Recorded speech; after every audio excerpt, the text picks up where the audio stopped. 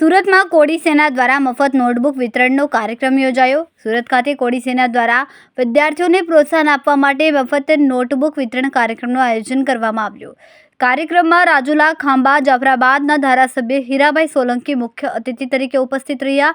તેમની સાથે ભાવેશભાઈ સોલંકી, દમણના સાંસદ ઉમેશભાઈ કોળી પટેલ, મનુભાઈ ચાવડા, જે મકવાણા, હિંમતભાઈ ભાલૈયા, ભાવનગરના કાળુભાઈ જાંબુચા તેમજ સુરત વોર્ડ નંબર 15 અને 16ના કોર્પોરેટરો ઉપસ્થિત રહ્યા। કાર્યક્રમમાં સુરત શહેરના મીડિયા અને પત્રકાર મિત્રો સહિત સમાજના આગેવાનો, યુવાનો અને મોટી સંખ્યામાં વિદ્યાર્થીઓએ હાજરી આપી।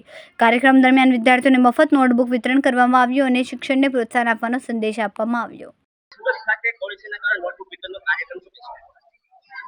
સમસ્ત કોળી સમાજના તેજસ્વી વિદ્યાર્થીઓનું સન્માન સમારોહ કોળી સેના આયોજિત જ્યારે રાખવામાં આવ્યા છે ત્યારે એક મોટાભાઈ પરસોત્તમભાઈ સોલંકીનો એક સંદેશો પણ લઈને હું અહીંયા આવ્યો છું।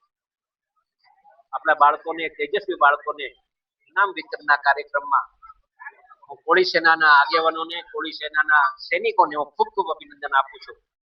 અમારા પીએમ સાખટ હોય, આદરણીય બધા આગેવાનો હોય અમારા સમાજના, એ બધાનો હું ખૂબ ખૂબ આભાર માનું છું કે આવા કાર્યક્રમો સુરતમાં આયોજન થતું હોય ત્યારે ખૂબ મોટી સંખ્યામાં આપ જોઈ શકો છો, આટલી મોટી સંખ્યામાં લોકોનું મેરામણ ભેગું થયું હોય અને બાળકોને પ્રોત્સાહનના ભાગરૂપે નોટબુકોનું વિતરણ કર્યા હોય, બેગનું કર્યું હોય, પેન આપી હોય, મહાભારતની પુસ્તક આપી હોય, આવી બધું આયોજન થયું છે ત્યારે હું કોળી સેનાના આગેવાનોનો ખૂબ ખૂબ આભાર માનું છું અને આવા કાર્યક્રમો હર હંમેશ માટે થતા રહે એવી સંદેશો આપવામાં અને ખાસ કરીને સર તમે યુવાનોને શું સંદેશો આપશો? બસ યુવાનોને આટલો સંદેશો છે મારો કે આપ કુવ્યસનોથી દૂર રહે અને આપણો પરિવાર સાથે એક થઈને જે લોકો અહીંયા લડવા માટે આવ્યા છે એટલે ખોટા ખર્ચા બંધ કરે અને કુવ્યસનોથી દૂર રહે એ કહેવા માંગે છે। કેમેરામેન હર્ષદ પાટીલ સાથે સુનિલ પાટીલ, સમય મીડિયા ન્યૂઝ, સુરત।